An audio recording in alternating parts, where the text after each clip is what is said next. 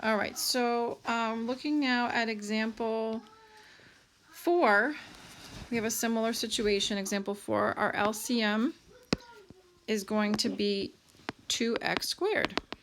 So I'm going to multiply each term by 2x squared. I have these cancel. I have negative 8. On the second term, x goes into one of these x's, so I have 2x times 1 is 2x.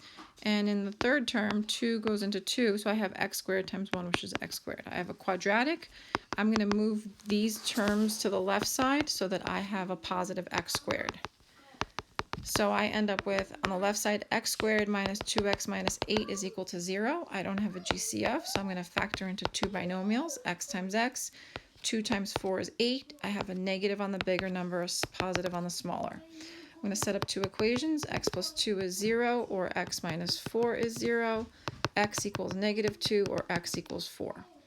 So I have these two roots. I just double checked to make sure that when I plug these back into the equations, none of them gives me an undefined 0 value. So I'm going to skip example 5. No, actually, I'm good on example 5. Example 5, you know what, we'll stop there for today, and then you guys can work on this, and we'll work on the next. Example 5 starts a new type of problem, which we'll work on tomorrow. Okay, thanks.